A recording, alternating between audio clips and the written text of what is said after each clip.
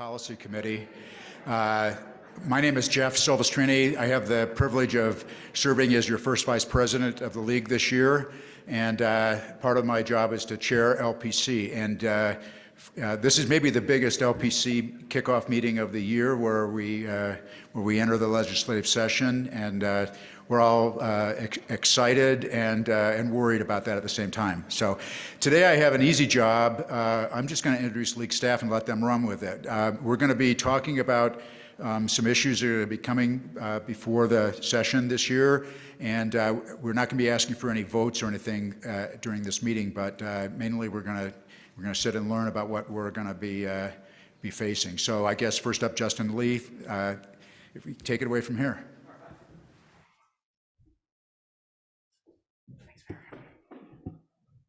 All right, thank you, Mayor. Welcome. So, show of hands, who here has never been to a legislative policy committee before? Who's here for the first time? All right, very nice. That's not too bad. Who's been here for more than 2 years of LPCs? Who's been here for more than 4 years of LPCs? 5? 6? I'm just gonna look at Gary and see how long we go. 7? Who's been here for more than a decade of LPCs? All right. You guys all get a virtual badge because I don't have real ones, but congratulations. To the new ones, welcome. This is our Legislative Policy Committee. During the legislative session, we'll have these weekly. This is where we take most of our policy positions. This is where you give instructions to the league staff so we can go out and advocate for or against certain pieces of legislation. But to start off, we have various league staffers running around. I know some of you have seen them. My name is Justin Lee. I am the Director of Government Relations. Cameron Deal will come in just a minute. He's our Executive Director. Carson Eilers will come up here in just a minute and talk about logistics. But a couple other league staffers I want to introduce, even though they may not be in the room because we have them running around doing other things. But Roger too. Roger, stand up. Roger, how many LPCs have you been to? Since it was created, so since 1896, Roger's been coming to LPCs. Couple of minutes there. Roger is our general counsel. What other titles do you have, Raj? He's a policy analyst, and he just knows everything. So Roger's great. Molly Wheeler is our policy director. If you met Molly, she's not in the room, but Molly's been with us for a few months now. We also have Liam Throutkill, who's working on ARPA. So many of you who've dealt with ARPA issues have talked to Liam. And then we have John Park. John is down sick right now, so he couldn't be with us today. But John works with us. He's an analyst. He works on planning. He helps with a lot of public safety. Meg Ryan helps us on land use issues.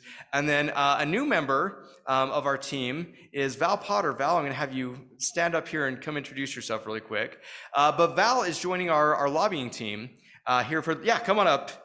For the lobbying team. They can see you from down there. I have to get up on a stage for people to see me. But he's going to join our lobbying team. Val brings a wealth of experience. He's worked in city government. He's worked in the House of Representatives, and he's going to be a great addition to our team for this session. But Val, why don't you introduce yourself? Thanks, Mayor. Hey, it's an honor to be here. I was a city councilman many years ago, went on to serve as a mayor in North Logan City. A few years later, I served Cache County Council, and I did 2 terms on the county council. And then not thinking, I signed up to run for the legislature, and I served 2 terms in the House of Representatives. And I'm actually, I lost my 3rd term, and I'm gonna be running again next year, so I just can't get enough of this stuff. There's a need. I appreciate all of you. I tell mayors and city council members that I know that you're doing the most important work in elected office, closest to the people, making the difference, making the biggest difference in your community. There's nothing like it, and it's so very important. I look forward to working with each of you and doing some good things. I've told many people that the legislature is a great place, but most legislators have never served at the local level. They don't understand what goes on closest to the people. They don't have the appreciation for that. We need to do a better job as city council members and as mayors to let them know what's happening on the ground in our communities and not let them make decisions for us that really don't need, that it shouldn't be made at the state level, they should be made at the local level. So I'm happy to help you with that, and it's good to be here with you this session. All right, you can see right there why we're so excited that Val is going to be joining us and helping us out on issues. He's got great relationships with the legislature, has a wealth of experience, so couldn't be happier. And then one more member of our team that will be joining us in 2 weeks, Rachel Terry, coming to us from the Attorney General's office. We'll round out our team and we'll introduce her when she is able to join us here in a couple of weeks as well. But we've got a good team. We've got a lot of issues. And to start off with, we're going to turn it over to Carson, who's going to walk through some of the logistics and how things will be working for the next few weeks in our various meetings and the various touch points. Carson, we'll give it to you. Thanks, Justin. Would it be possible to switch back to the PowerPoint feed? Thank you. All right, again, welcome everybody. We're excited to have you. For those of you who are returning, this will mostly be a review. For those of you who are new, I just want to run through how we'll be running the LPC this year, so you'll have a good sense of how to engage with us. So first, LPC, as many of you know, the LPC meets every Monday except for President's Day, in which we'll meet Tuesday. On the agendas, you can find a list of all the meeting dates. We're planning on being in Senate room 210, which most of you have been to. It's in the upper floor of the Senate building.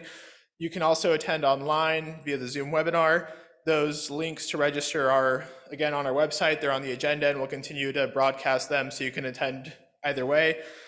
I will add just a note that we were cautioned a little bit this year as we reserved rooms that there may be changes. I don't know whether that's the case, but I just ask you all to be flexible with us. We'll still plan on hybrid meetings as much as possible, but that just may be where we're at this year.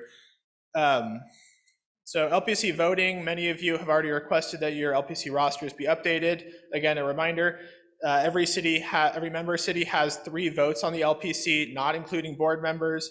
So if you are an LPC member or an LPC voting member, you're welcome to cast votes either in person or online. And for those of you online, I'll include a quick summary of how to do that when I get back to the computer. For those of you in person, just when we ask for you to vote, raise your hand. If you have any questions about voting, please feel free to ask me or any of my colleagues, and we'll get you sorted out. There's a form on our website for you to update your roster. We are still processing a whole bunch of requests, which should be done by Friday. So you should have a good sense of who your voting members are. If you need to change it, just please let us know throughout the session and we'll work with you. If you'd like to raise an issue, if you'd like to have an issue be put on the agenda, so this isn't just raising a question at the end of a meeting, but if you'd like to actually have a discussion on an item, please let staff know with as much prior notice as possible so we can form the agenda. We ask at least one business day prior. Yeah, any questions on LPC? We're moving through quickly because we have a lot to talk about today. Okay, seeing none. So then we have a couple contact points. First, Friday Facts. Do all of you receive Friday Facts?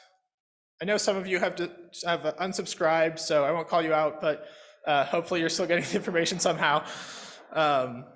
Every Friday we'll send out some information highlighting the biggest bills of the week or the biggest issues of the week.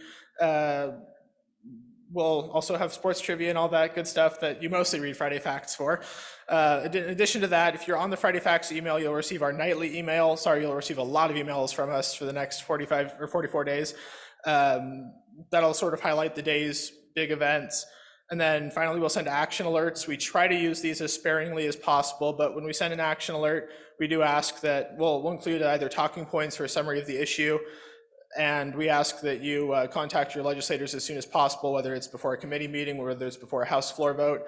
But either way, those are sort of the rankings of urgency. If you have any questions, please feel free to reach out to us as staff. We're a little bit swamped, but we'll get to your either email or phone number as soon as possible.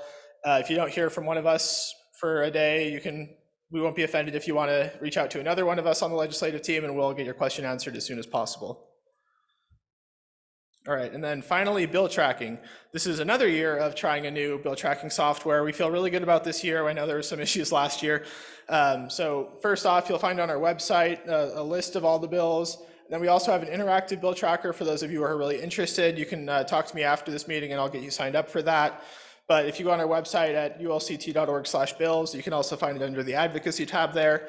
And then this will keep you up to date. We're we're frantically working. I think there's probably 320 total bills. We're not tracking all of them, thankfully, but we're tracking a lot of them. So we're frantically adding staff analysis and trying to recommend positions for you to consider on Monday. Any questions about these sort of logistics? We'll keep adding reminders. We'll put more information on our website, but we want to make sure that you feel confident in engaging with us and confident in engaging with the legislature. If you have any questions that you think are dumb and you're afraid to raise your hand in front of a bunch of people, you can come find me in the back of the room afterwards and I'll talk you through it. Great. Justin, I'll turn it back over to you.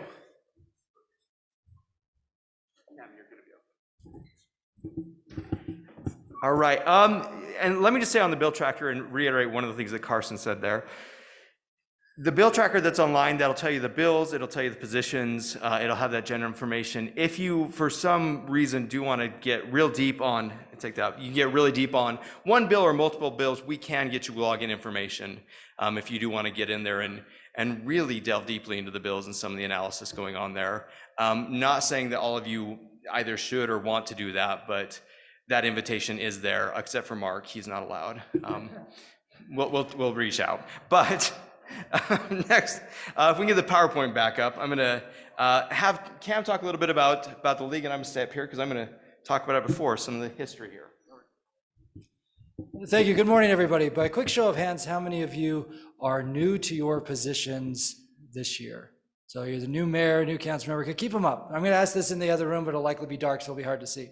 So look around at the number of hands that are up of people who are newly elected mayors and council members. So first of all, congratulations. And thank you for being willing to run for office at a really historic and difficult time. We were very concerned as league staff, our board was very concerned over the last few months that we were going to see this historic transition. And for example, in Davis County, 80% of the mayors are new. Now, not all of them are brand new. Some came from city council up to the mayoral chair. But as you go around the state, we have a lot of people who are brand new to local government. And that's exciting. That means fresh ideas. It means fresh perspectives.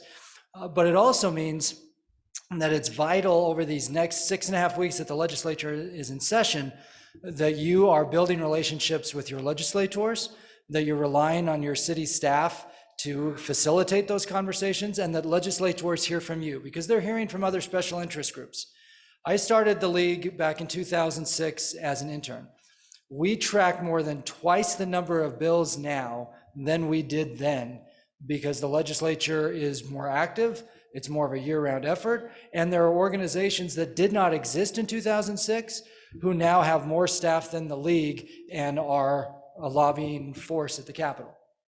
So therefore, it is absolutely vital that whether you are Vernal or Saratoga Springs, or you are Harriman or South Jordan or any of the other cities that are in the room, and I see new friends here from Mapleton to Conwood Heights and Kaysville and others, your collective voice matters at the Capitol. So up here, I've listed just a handful of examples as I was thinking through some of the highlights of my career of seeing you as league members elevate your voice at the Capitol. Sometimes it's to pass legislation, sometimes it's to oppose legislation. And Representative Potter, or I guess you're Val now, but when Val was Representative Potter, how many times would you get phone calls from Mayor Cann in North Logan, or Mayor Daines in Logan, or Mayor Dustin in Nibley, or David Zook, the former city manager of Nibley? I could just go down the list. I mean, basically, how many times a day would a city person reach out to you? Yeah, at least every day, And he was very responsive to them. We need that sort of outreach from you. So let me give you just a couple quick examples. So in 2015, the legislature actually passed a tax hike. I know this is being recorded, right? So, but they authorized an increase in taxes for transportation that we as local government had been seeking. Now, we were actually tracking the number of emails that were going to legislators because people were reporting back to us then, and it was in the hundreds of emails that we were copied on to legislators, and these weren't form emails. The late Mayor Taylor of North Ogden, he and I would go office to office, and he would bring his blueprints of North Ogden City and their infrastructure challenges and why they needed the money. And he sat down with each legislator, and I was there with him.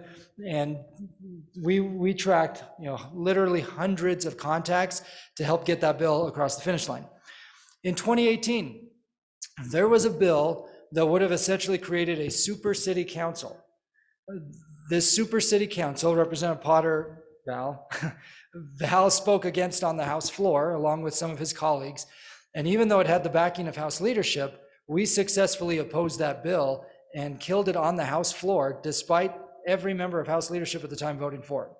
And it was because mayors and council members on social media, phone calls, texts, you name it, made sure that legislators knew that that bill was unacceptable and it was not the role of the legislature to act as a super city council.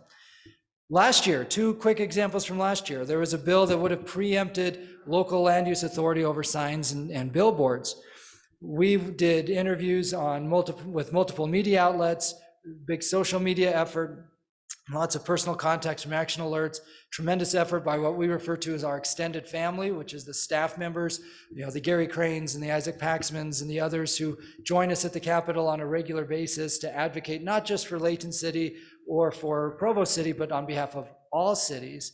John Hiskey too, I see you giving credit, but there are plenty of people in this room right now who participate in our extended family daily efforts.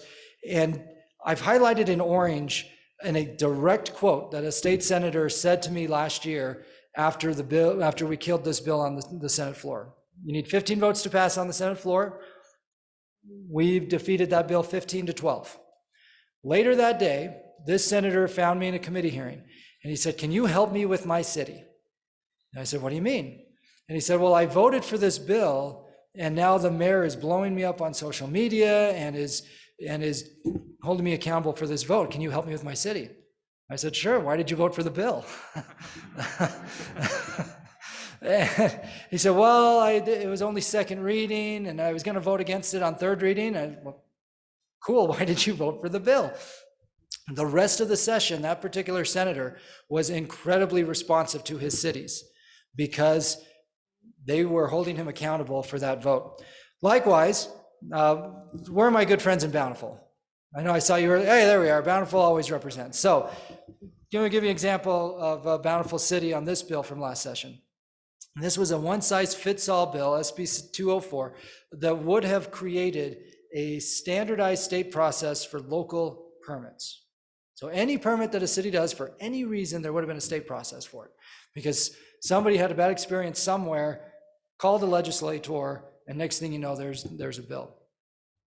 Well, I called Gary Hill, who's the city manager of Bountiful, and he was actually chatting with his legislator, Bountiful's legislator, who had the special interest group that was promoting the bill and Bountiful at the same time lobbying him about the bill. Am I remembering this correctly, Gary?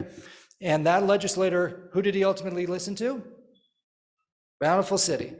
So because Bountiful was applying that counter pressure, he ultimately went with Bountiful. Now I've put in orange here the release the hounds. Where's my good friend Evelyn? I know I saw you come. Hello, Evelyn.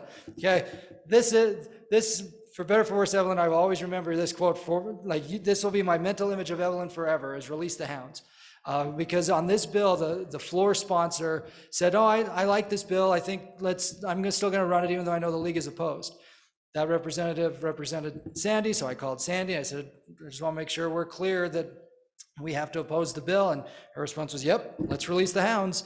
And so we sent out our action alert, and within 2 hours, we keep track of the vote list outside the House floor. Within 2 hours, that bill flipped from being a likely pass to a dramatically fail because legislators heard from mayors and council members and they said, we're not voting yes, and the bill sponsor pulled the bill so as not to have a vote.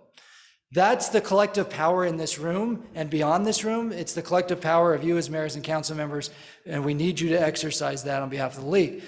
Your voice matters within the league. Carson gave you an example through the LPC about how you can participate. We have our daily emails, we have daily briefing calls. We make ourselves as accessible as possible, and you'll vote every week starting next week to ratify the bill tracking. So you give us that general direction. But really, your voice matters within the league, and it certainly matters at the Capitol.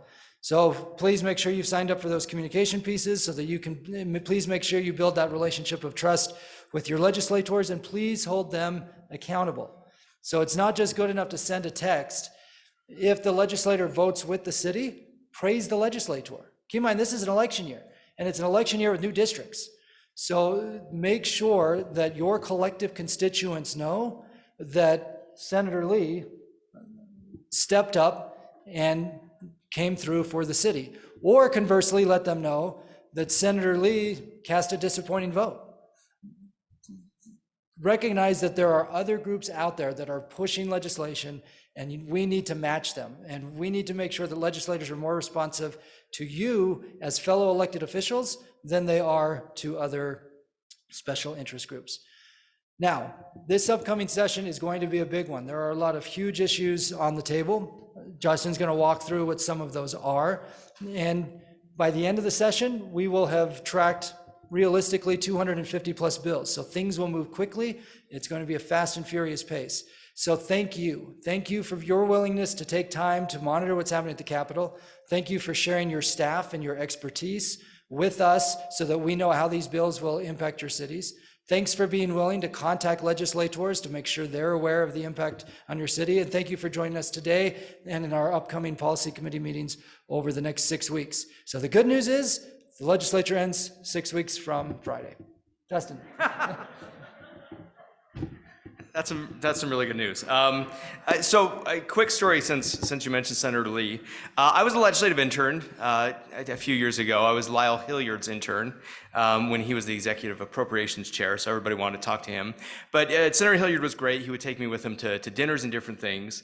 And so we both lived in Logan at the time I was going to school, and so we would drive back and forth. We would carpool together to Logan. So if he had a dinner on the way home from the legislative session, I would go to that dinner with him. So I ended up at a dinner with Senator Bob Bennett the day that Mike Lee announced that he was going to run against him. And so Lyle Hilliard said, Senator Bennett, this is my intern Justin Lee.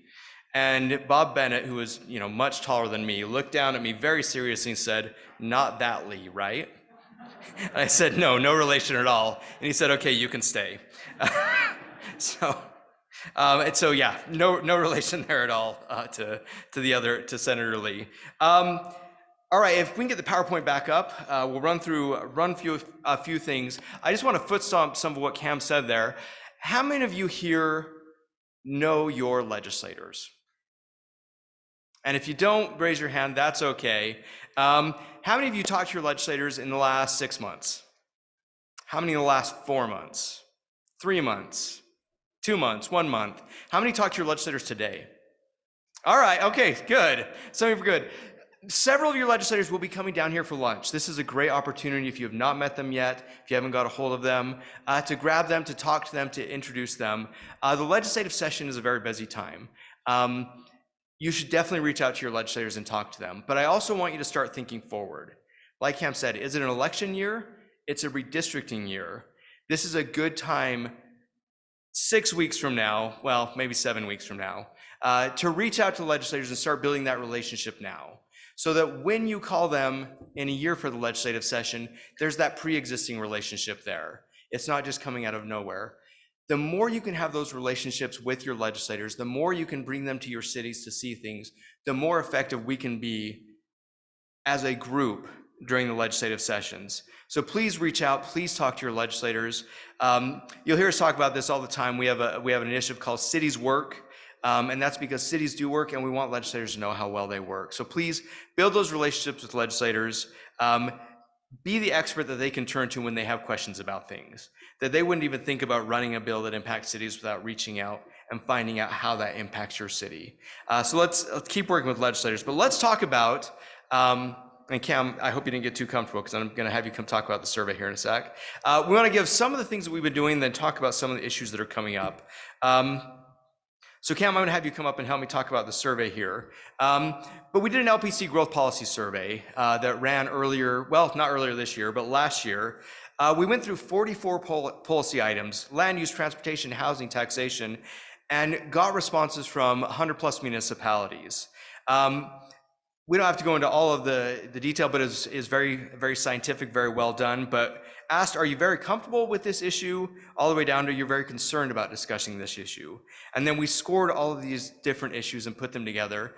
And this helps us as we're engaging with legislators, and as also as we're engaging together as a legislative policy committee and other groups to find out as a whole, what are we comfortable with? What are we uncomfortable with? And where's the areas we have to grow? So Cam, I'm going to have you come talk about some of the results and what we like, what we don't like. Yeah. Perfect. For those of you old timers, you'll remember this, but for those of you who are new, we wanted to take a quick moment to let you know what has happened up to this point and really how the league sets policy. We have league policy resolutions that you as members vote on each fall at the convention. That goes through our resolutions process. On top of that policy platform, we did this survey, and the survey had those 44 different options. So for example, league members, that's hard to read. I'm not going to read all of them, but the most comfortable item for our members, for example, and the top two: organize a coordinated communications and public outreach effort around growth, challenges, and opportunities, and state resources to help small cities with technical planning, particularly in the land use context. So in the governor's current budget proposal, there is money set aside for both of those because of the request that we made in conjunction with Wasatch Front Regional Council for those two pieces. The House and Senate leadership are also aware of those asks. So we broke it down to most comfortable and most concerning. So on the other side of most concerning, scoring at the very bottom was a state preemption of single-family zoning, like we saw in the state of California, and you're seeing in legislatures around the country now. And then anything else was in between those two data points.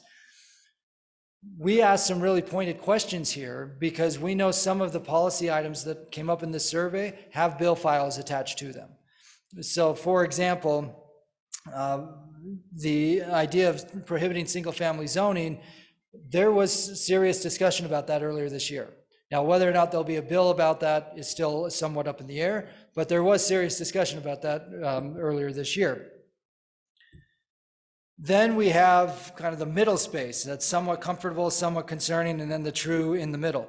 And that includes everything on the somewhat comfortable side to revisiting the referendum thresholds for certain land use decisions, particularly if they're in certain geographic areas, say around transit, or if there's an affordable housing component, to things that are somewhat concerning, but depending on what they look like, could be something that the league could live with. So for example, a scoring in that was city incentives for retail if it's part of mixed use housing or job center development. And then right in the middle were other pieces around property tax, potential changes to the primary property tax, residential exemption, and an inventory of publicly owned land. It's known as a public assets management. The league actually, through our partnership with Wasatch Front Regional Council and Intermountain, just received grant money to help cities do this public asset management. So stay tuned for how cities can access those grant dollars, but that was something, when we saw where this was in the survey, we pursued those dollars, and thank you to Intermountain for those grant dollars. So Justin, do you want me to continue on with this, and then housing is the next slide? So do you want me just to quickly hit this? Okay. So I'm going to take a second to talk about what's on the Proactive League agenda, and where are the handouts for the LPC members? Yeah. Okay. So on your way out, you'll pick up a policy guide that we put together based on the LPC survey results and resolutions. That includes issues that we're proactively working on, but also gives you a little bit of background as you sit down with your legislators at lunch. And we've provided a copy of that policy guide to all legislators. So the league is actively seeking general appropriations. So we don't get involved in, say, a specific appropriation for Sandy City or for Mill Creek City or Provo City. What we are doing this year, though, is seeking additional state funds that can help cities generally. So for example, the ARPA local match, there was over $1 billion of requests for $50 million this past fall. So the league board has requested additional state ARPA dollars to go into that local match to expand the dollar amount so that other communities can benefit from that partnership. And then you can see those other general appropriations that we're seeking, ranging from permanent supportive housing to the technical assistance. Likewise, we've had discussions all interim long about homelessness policy and the role of cities in homelessness policy. We have 5 cities right now, St. George, Ogden, Salt Lake, South Salt Lake, and Midvale, that all house homeless resource centers within their cities and have a greater share of a public safety impact on their communities than communities that don't have homeless resource centers. Several years ago, the League was involved in building legislation that created a fund of city dollars that cities pay into to help offset the cost of those public safety impacts on those 5 cities. Now that that program has been in action for 4 years, and now that the state has a new director of homeless services, who's the former Senate President Wayne Niederhauser, we've spent a lot of time in this space trying to make improvements to the mitigation fund, the structure of it, and seek state dollars to complement and supplement the city dollars that are already in the fund. So we're still working through this, so we don't have any more specific details for you yet, but stay tuned, there'll be a bill in that space. On the housing and public safety, I'll hit these two. Where'd Justin go? Oh, he went to get the policy guides. So I'll quickly hit these two. If you have any questions, either online or in person, please raise your hand, particularly those of you who are new and this is your first LPC. Part of our goal here is to give you that overview, so when you meet with legislators, you've got that baseline understanding of where things are, but by all means, speak up, and we'll have plenty of time for deliberation in upcoming LPC meetings through the session too. So there are going to be at least 2 bills in the general housing and land use space that the League has been proactively working on, and there will likely be countless others that are going to pop up. On the 2 that we've been proactively working on, one is coming through the Commission on Housing Affordability, which is a state board that has 2 city reps on it, that has been in existence now for 4 years. In fact, Val Potter, when he was Representative Potter, was the co-chair of that commission, and is working on recommendations to help address the state's affordability challenges around housing. We, from a League perspective, our board has consistently said that cities are willing to do our part, recognizing we have some keys around the cost of housing, but we don't have all the keys. We don't have keys around supply chain shortages or labor shortages or the cost of land or those other pieces that go into the cost of housing, and the market is obviously nuts right now. But we as cities do have keys over planning, so how do we make sure that we are planning in the most efficient and effective way possible? That was the genesis of SB 34 a few years ago, and was the genesis for this year, what we've dubbed SB 34 Plus, which makes some improvements and builds on some of the lessons we learned from SB 34. Now, the Commission on Housing Affordability bill is going to be bigger than just SB 34 Plus. Now, we actually presented the outline of it to the League board 2 weeks ago, and the League board supported some pieces, opposed other pieces, and said TBD on other pieces because we're still waiting for a bill draft.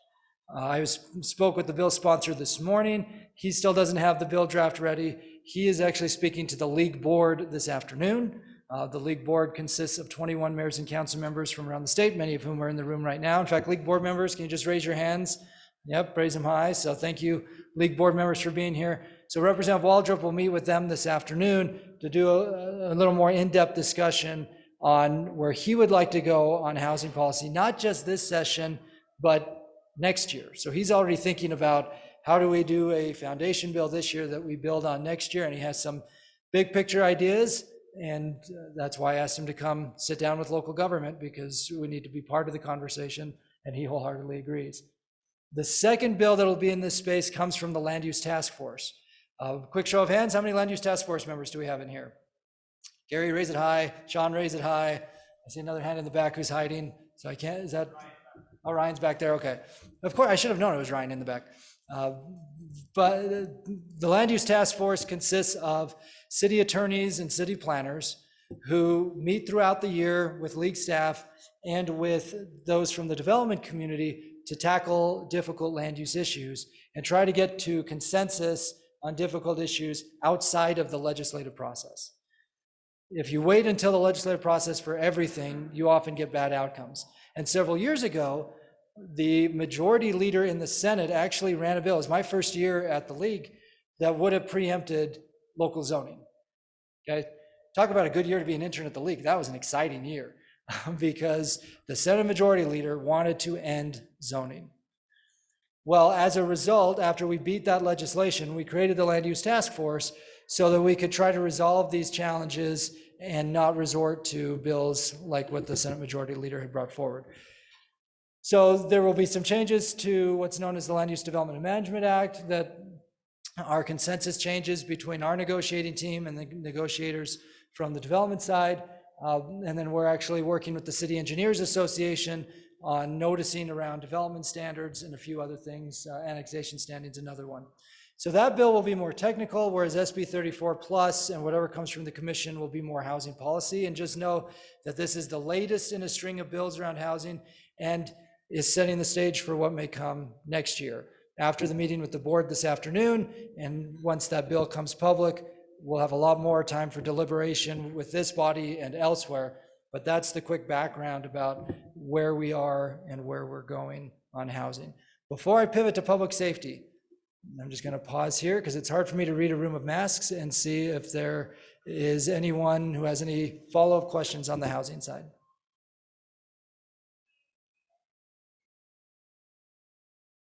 Okay, I'm going to take that, Mayor Silvestrini, that people are okay with that.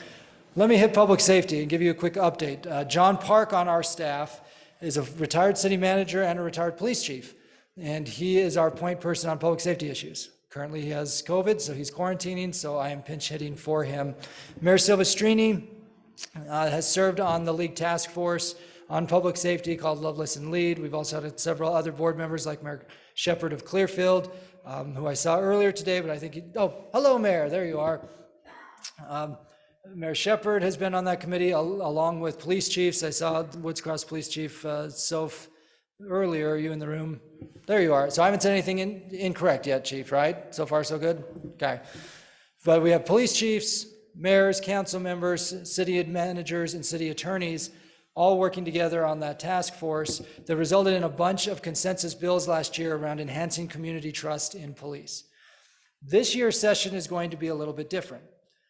This year's session, I think, is going to be more focused on operations of public safety, and that's everything from use of force to body-worn cameras. In fact, I was with Ryan Luce, the city attorney of South Jordan, and a few other attorneys. What was that now, 5 years ago, Ryan? Where we crafted the first body-worn camera bill in the state with then Representative Dan McKay, now Senator McKay. And so I expect a lot of operations bills in the public safety space. There are two that we are proactively pushing that are going to be rather controversial, neither of which have been finished in their drafting phases yet. So the quick synopsis of both of them is this. Under the Government Records Access and Management Act, there is some ambiguity about what happens during an internal investigation into alleged misconduct of any public employees, not just public safety, but any public employee. What happens to the record that is created there during that internal investigation, and what happens to that record if the internal investigation is unsustained or is found to be unfounded? Is that a public record or not? The State Records Committee in the spring ruled that that should be a public record. Our task force was very concerned that if you make that a public record, you're now going to compromise those internal investigations, and what's known as a Garrity record are actually inadmissible in court. So it could be inadmissible in court, yet admissible in the court of public opinion. So this is something we've been working on for a few months. We're still waiting on bill language from Ledge Research, and if this bill comes out, they will take a collective effort to persuade legislators to consider this policy change. The second piece, also controversial, is around medical cannabis and safety-sensitive employees. So all of you in your city employ safety-sensitive employees. That term doesn't exist in state law right now, but you do. You either contract or hire police officers, firefighters, public works employees, individuals who have a duty of care to the public and are often in sometimes dangerous situations. Under the state law around medical cannabis, there's ambiguity about whether individuals who are engaged in safety-sensitive employment can also be using medical cannabis while they're on the job or in the hours preceding the job. And there are liability questions, there are public safety questions at play here. So we've highlighted this issue for legislators.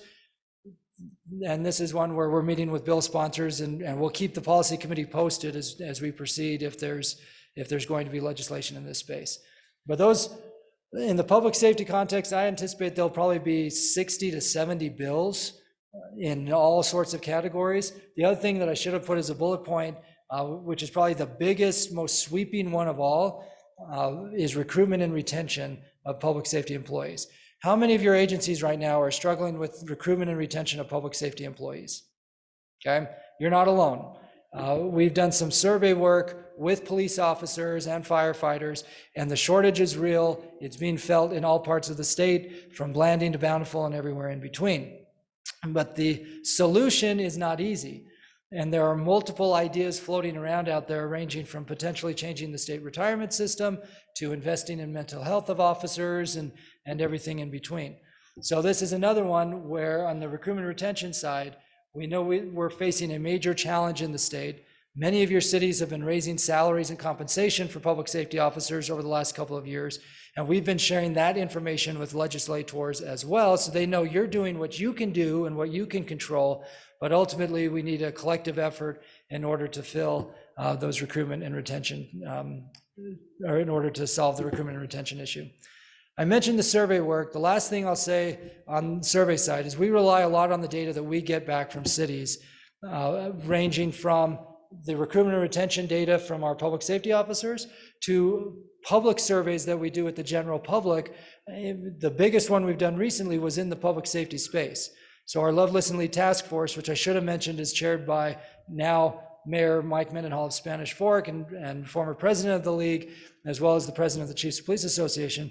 We did data work with the general public about community trust in police and found that there was a major trust gap between white residents and residents who are Black, Indigenous, and people of color. And there was a major trust gap between millennials and everybody older than them. There are other findings that we had from those surveys, all of which are available on the league website at ulct.org. And there's a lot of information there that will be helpful for you as you're having these conversations in your cities, and that we are also sharing with state leaders as we try to tackle some of these challenges. Before I move on from these two issues, are there any questions on public safety?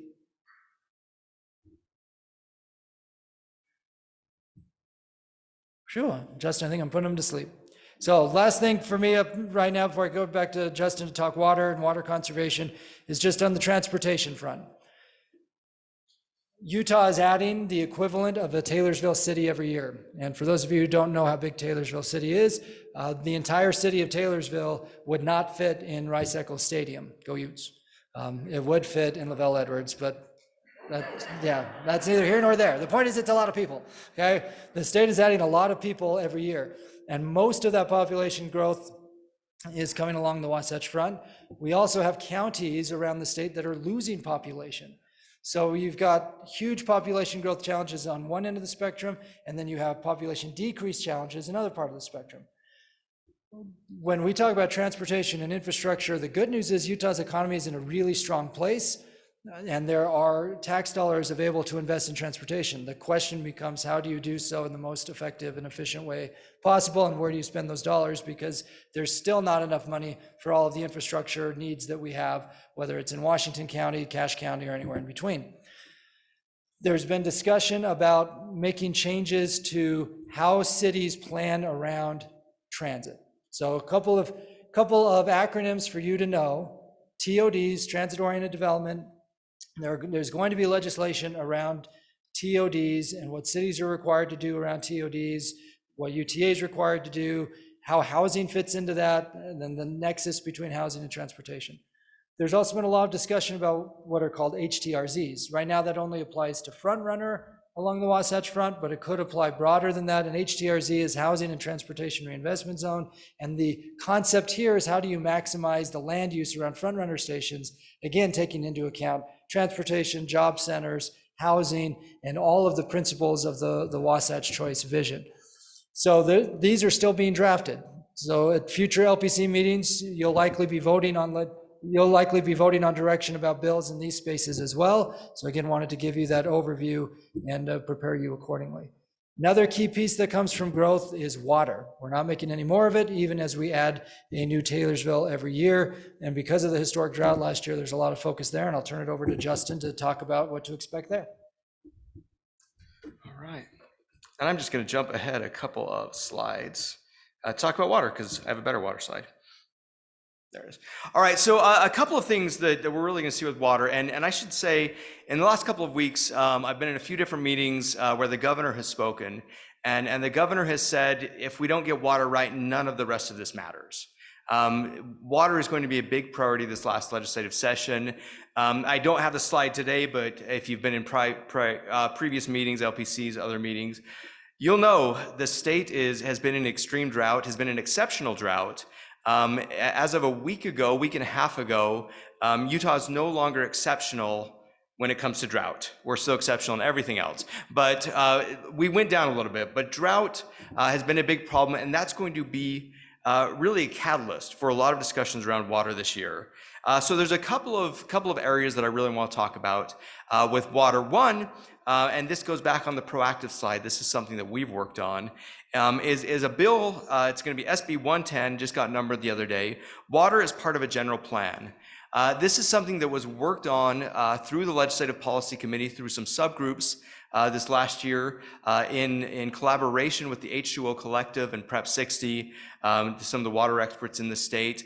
And what this bill says is that cities and counties will go into their general plan and look at how land use will impact water conservation. What decisions are we making about land use that are going to impact water conservation? What kind of things can we look at for landscaping that don't involve turf? Which is going to jump to this next one. But this is SB 110. This is a bill that was supported by the Legislative Policy Committee earlier in the fall. And that's something that we've been working through. So watch for that one to go through. Senator McKell is running that on our behalf, and we think Representative Wilcox will run that in the House. But this is one of the places where the league stepped up and said, you know, we recognize that we have work to do here. We recognize we need to take better care of our land and water, and this is a way that we can look at doing that. Now, on something that we have not proposed, but bills that we're going to need to deal with is several bills on landscape and turf. And really what we're talking about here is non-functional turf. So who here has ever heard the term non-functional turf? And if not, that's okay. Does anybody have a great definition for non-functional turf? Because we need one. The best description I've heard of it, and I don't know that this would hold up in a bill drafting, but it's lawn that you only walk on when you're mowing it. It doesn't get used for anything else. I don't know that that'll make it into a bill, but that's the lawn we're talking about here. You know, some park strips that we never use for anything else, lawn that just, you know, keep off the grass, don't ever use it. There's several bills that want to prohibit cities from prohibiting uses other than turf. There are some ordinances out there. This is a problem with HOAs as well, where they say you've got to have turf and nothing else will do. And some of the turf you have to have is not particularly drought resistant. It requires more water than we get a year in Utah falling from the sky. So there are a couple different bills. Ray Ward has a bill, HB 95, that basically says you can't prohibit uses other than turf, meaning you can't require only turf. Representative Spenlove has a bill called Water Conservation Modifications, HB 121, and that also basically says you can't prohibit xeriscaping. Representative Wilcox is going to have something similar. And where this has come from is Nevada has recently passed some legislation where they said, we're prohibiting non-functional turf. Now again, that term is the key, because what is non-functional turf and how do we define that? So I'm half facetiously asking if anyone has a good definition for it, because we really need one, because we want to work with Representative Spenlove and figure out what is a good definition there, because he said he's willing to talk to us about this. Now, what also happened in Nevada is they said, we're going to prohibit non-functional turf, but we're going to put that out a couple of years. We're going to give the experts some time to figure out what that definition should really look like. Because we do understand there are places, even in park strips, where turf does make sense for some snow removal, makes sense for some other things. There are park strips big enough that that it does matter. But this is something that we're going to need expert help on, is as we go into these negotiations, recognizing that this is a priority for the governor. One of the good things in Spend Love's bill is that he does have funds available if that passes. The idea is there would be some kind of turf buyback program that would help this. It wouldn't just be putting the mandate out there. But I have the question mark on there because Representative Wilcox may run something. I've heard from at least one other legislator that might run something. So non-functional turf is going to be a discussion point, and it's something that we're going to want to engage in to make sure that we're getting the tools that you need to make sure that we don't have nuisance, that we don't just have weeds places, but also that we're managing water in the right way. So get ready to engage in turf. And again, if anybody has a great way we can define non-functional turf, so we get to what we're really talking about here and don't make this overly broad, so we're just getting rid of all turf everywhere, even in places where it makes a lot of sense, then we want to make sure we get to that. Let's see, let me check our time really quick here. All right, we just have a couple minutes. The other thing I do want to talk about on water issues really quickly is secondary metering. We expect that there will be legislation requiring secondary metering. Many places have secondary metering. There's still plenty of places in the state that don't. But we also expect with the ARPA funds that there's probably going to be funding to help put in that secondary metering. Legislators have recognized that there's a cost to that, particularly if you're retrofitting, the cost is higher than if you're building new homes. And there should be some funds to help with that. This one is probably coming. I can't really imagine a scenario at this point where we don't see something like that this year. It's high up on the governor's priority list. Leadership is behind this, but they also recognize that we need funding to make that happen. So secondary metering is another one to watch out for. Cam, do you want to take a minute and give a quick update on retail incentives? Since I know that's everybody in the LPC, it's your favorite topic. And I'm going to jump out of the, it's not pretty, but we're going to do it this way anyway. Carson, you said the other one queued up on retail incentives. Is this in the, oh, yep, here it is. I recognize this one. All right, if we can, go back to present, we'll blow this up a little. Yep. Please Yeah, do. go for it. I was actually just about to ask you to bring your point up. Do you have a roving mic? If not, you can just ask it. Just yell it out. And just repeat for people online. Yeah.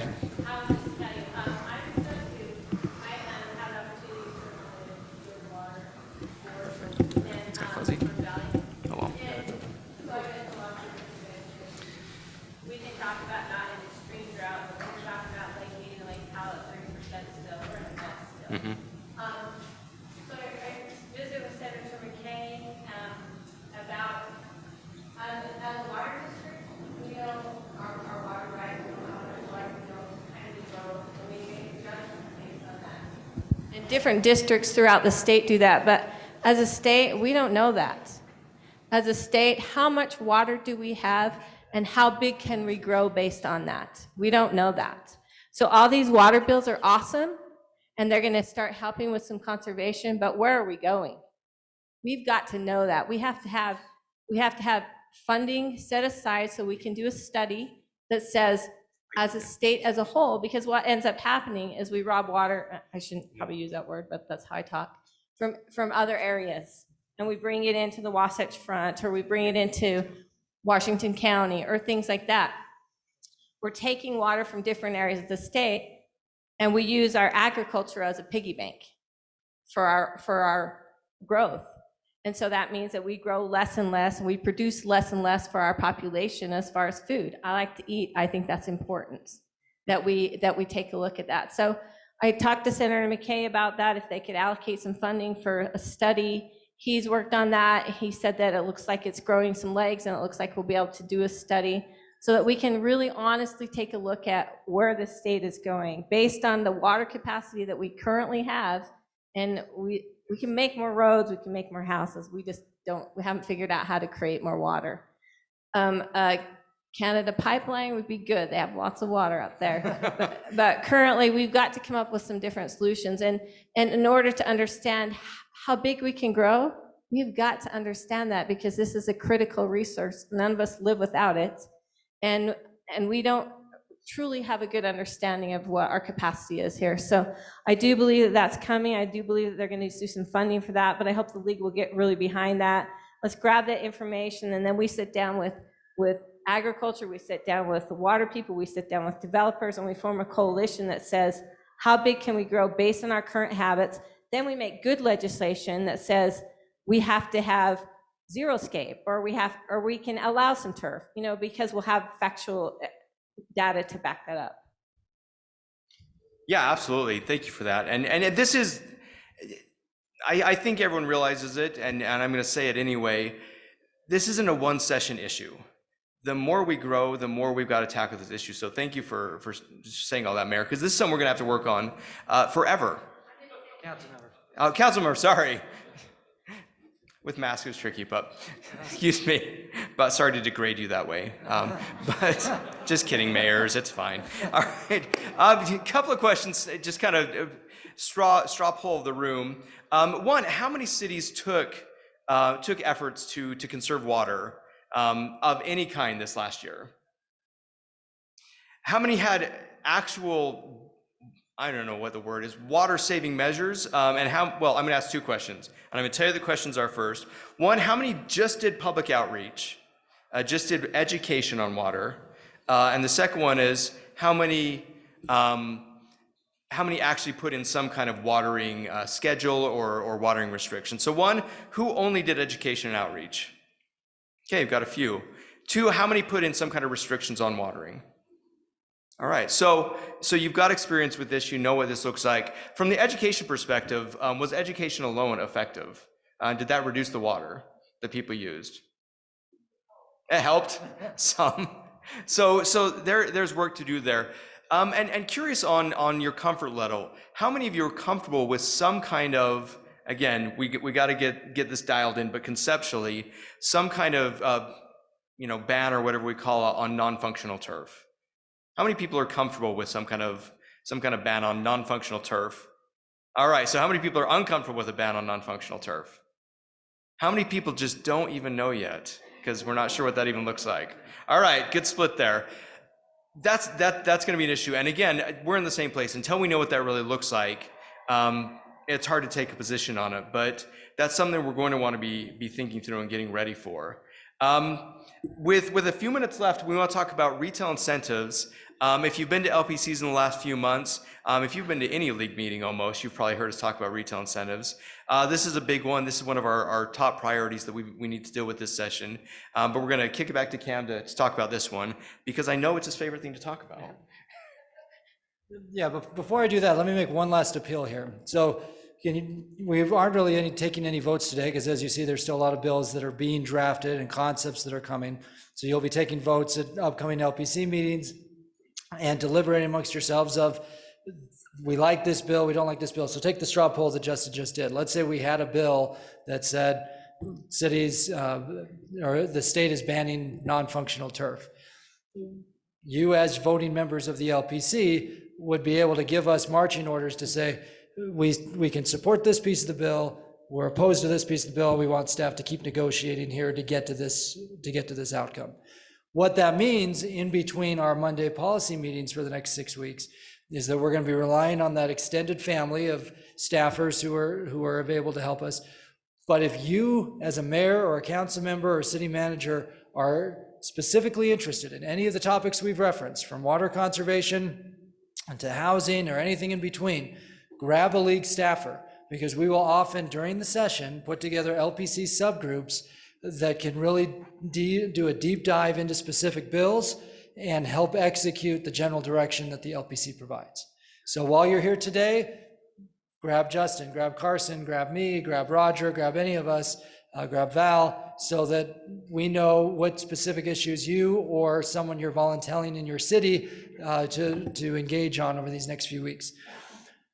Okay, last item, and then we'll we'll see if there are any final questions, and then we'll dismiss so you can go get ready in the ballroom for legislators to arrive.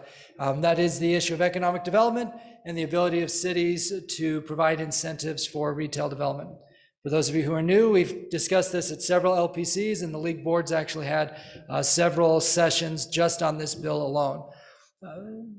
Nope, still don't have it on the screen. There it is. Okay, the blurry language you have on the screen that I can read because it's in front of me, but you cannot read because it's a little blurry. Oh, okay, is it just my eyes then? Yeah. Right now, there are essentially three concepts that are out there. Representative Mike Schultz, it was the chair of the Sustainable Communities Subgroup under the Unified Economic Opportunity Committee. If anybody wants any acronym lessons about all these things, there's the UEOC and the SC, and we actually have an acronym cheat sheet in the office for new employees to help them get up to speed. Well, Representative Mike Schultz is the bill sponsor. That bill is now House Bill 151, and the Unified Economic Opportunity Commission endorsed it last week. The week before, the league board met and gave us our marching orders to oppose that bill as currently drafted, but to keep working on several key aspects of it. We have drafted our own bill, which is in the blue over there, the ULCT proposal, and then Senator Evan Vickers from Southern Utah has a proposal of his own. The league board endorsed the league proposal, said keep working with Senator Vickers to try to merge his proposal with our proposal, and then took a position of oppose against the currently drafted House Bill 151. So that's the only bill that's public right now is House Bill 151. And what that would do is basically say that cities cannot provide incentives to a retail business unless you meet certain criteria. Many of those criteria items are things that we have actively negotiated, such as infrastructure funding for the general system of your infrastructure, or redevelopment for environmental costs to overcome, and other pieces like that. But it is a pretty sweeping bill. And the genesis of it is the governor and House leadership in particular are looking to curtail how the state and local governments incentivize business. So going back to what we were talking about before, about the fast pace of growth in the state, there's considerable interest to scale back the incentives that government offers with taxpayer dollars unless it meets a higher public purpose. So they are pushing legislation that the UEOC also endorsed that would scale back how the state of Utah provides incentives to businesses. And then this is the version at the local level. It does create some negative consequences on cities, which is why we've been actively negotiating.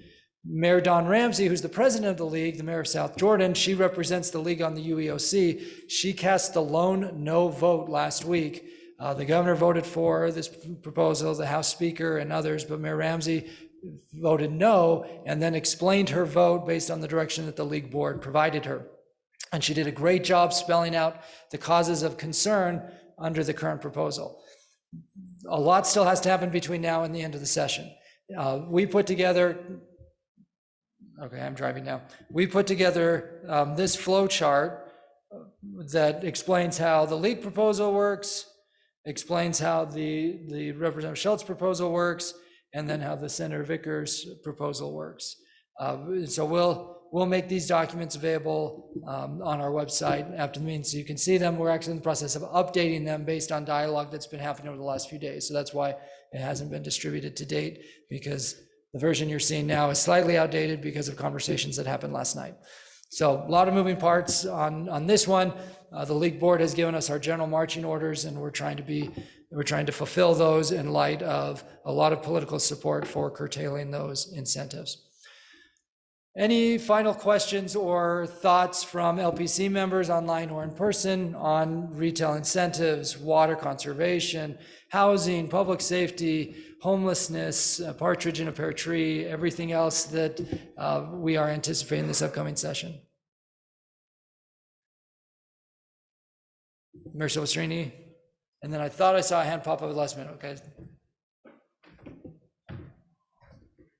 Thanks, Cam.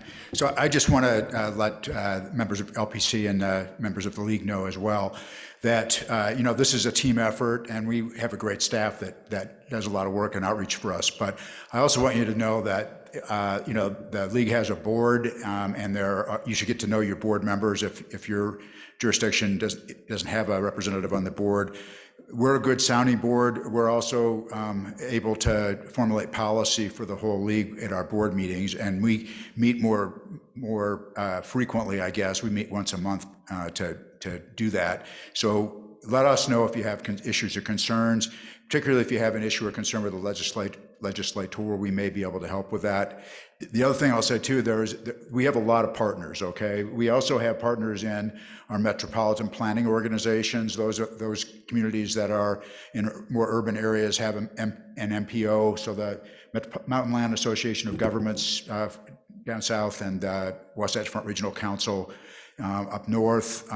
Those are also entities that provide resources and also lobby with respect to transportation issues, particularly transportation and planning. So it's all a team effort, and we all try to work together for the common good.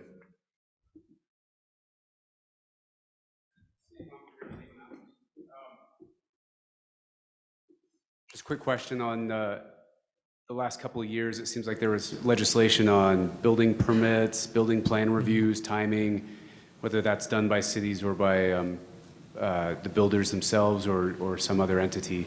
Is there any talk on that being resurrected this year? Yeah, thank you, Steve. And certainly for a high growth city like Eagle Mountain with 2,000 active building permits, it's a huge issue, but it's a huge issue for cities everywhere. So last year, for those of you who are new, there was a really politically difficult issue around, at that point it was around design elements, but a couple of years before that was around the timing of plan review. I don't think that issue will ever go away at the Capitol. There are many in the legislature who want to take away some of that inherent authority at the city level and either want to privatize it or give it to another authority because they feel like another authority can do it faster or in a way that better represents property rights. I mean, there are all sorts of arguments that are used against it.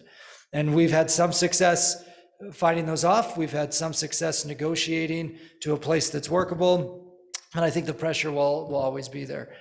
We had heard rumblings a few weeks ago that there would be a bill to build off of what happened last year and combine it with the plan review bill from a few years ago. Right now, all I'm comfortable saying publicly is that we heard rumblings a few weeks ago. But the lesson for all of us here is that by the end of the session, there are going to be hundreds of bills out. And so for as well connected as we are trying to figure out what things are coming, there could be a bill pop out next week on this very topic from a legislator who hasn't been involved in these conversations and drops the bill. So that's why we live in our bill tracking, and we'll make sure to keep you informed in the daily emails and in Friday Facts each Friday about what issues we'll be deliberating about at the LPC the following Monday, because things will move fast and furious. So stay tuned. That was a long-winded answer when I should have just said stay tuned. Mayor? Thank you. Is there any plan or discussion about fireworks legislation this session? Something that would optimize public safety decision-making for local authorities? Perfect. Thank you, Mayor Zoltansky. I'll let Justin take that because he's been negotiating with Representative Dunnigan on that. Discussing. Yeah, discussing. Yeah, there's not a whole lot of negotiation. The Coongadge is probably not. Meeting with the fire chiefs, meeting with Representative Dunnigan, there doesn't seem to be an appetite there to go down that road at all. So I think we'll see more discussions on that, but I don't anticipate any legislation on it. All right, Gary. May I? You've got the mic, go for it. Thank you. So in answer to your question, a follow-up to your question, the rumblings that Cam is talking about actually have a thought behind them, which they generally do, coming from some of the lobbyists in that community and the building community. And the thought is to add on an additional provision to what we did last year, what was done last year to us, that would require us to pay the difference between what it cost a developer when he actually applied and when he should have been approved and when he was actually approved, what it has cost him as far as losses go, that type of thing. So it's a penalty end of it, a kind of a punitive end of it, trying to couch it in terms of actual costs and actual losses, which we have always pushed back against and always stuck our heels in the ground, said we're not going to do that. That's not acceptable. Not acceptable for government to have to compensate development for that type of thing. So anyway, just keep your eyes open. And my guess is that because of the way the rumblings came, that it will be something that comes out late in the session. So. Yeah, thank you, Gary, for that. One last thing I'll add, and it's in our policy guide that you'll grab on your way out. In 2021, cities issued more building permits for housing than any year in state history. And we broke the record by a mile that was set last year, which in turn was a record number that was set the year before. So the last 3 years, local governments have permitted more residential housing units than any time in state history. And you're also seeing record numbers of multifamily housing units being permitted by cities. So we put some data in the policy guide for you to share with legislators, but it's important for you, even if your city maybe isn't an Eagle Mountain that is building like crazy. Maybe you're an older city, you don't have those same types of building pressures, but it's important for us collectively to say, hey, we're doing our part as cities, and that we're planning for housing units, we're permitting housing at a record number, and we're entitling housing units at a record number. In Northern Utah County, there are tens of thousands of units that are waiting for permits that have already been entitled. That's just one section of the state. Now, can we do a better job as cities integrating land use and transportation and housing and economic development? Sure, there's always room for better integration, certainly as the area continues to grow and as land becomes more and more scarce, and you have other transportation modes available, particularly around transit. But generally speaking, cities are stepping up to the plate. Part of the message that we keep hearing at the legislature is you have a handful of cities that maybe aren't doing their part in planning for housing, and that narrative becomes the narrative about cities. And we're trying to address that with the SB 34 plus concept of getting better data about what's actually happening everywhere to state policymakers. Because right now you may have a data set over here and a data set over here and a data set over here, and trying to get a better, more holistic view of what's happening at the local level.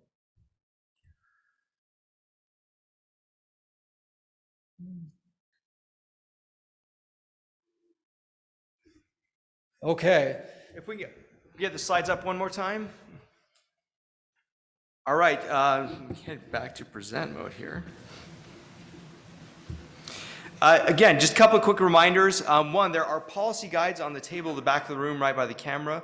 Please grab one on the way out. They'll give you good talking points as you're talking to legislators, and also there's some contact information, members of the board on there as well. LPC, regularly starting next Monday, they will be up at the Capitol. We'll put that information out there, like Carson said at the start. The one exception is Tuesday, February 22nd. That one's not on Monday because of the holiday. But we'll start having those next Monday. We'll start taking positions. We will have those daily briefing calls that are going on. Those are starting up tomorrow, and the daily emails will start coming out tomorrow as well. Once we've got through all the logistics around Local Officials Day and get the bandwidth, and we'll start getting those out there. But please, like Cam said, don't ever hesitate to reach out to us. We're here to help you. That's why we exist. We're here to make sure that you're getting the help and that the positions that we're taking are the ones that you need from the cities. Mayor Silvestrini, anything you'd like to end with? I'd like to ask everybody to enjoy Local Officials Day and the lunch, and entertain a motion to adjourn the LPC. I heard a motion, and there's a second too. All in favor? Aye. We're adjourned. Thank you very much, everybody. Thanks, Mayor.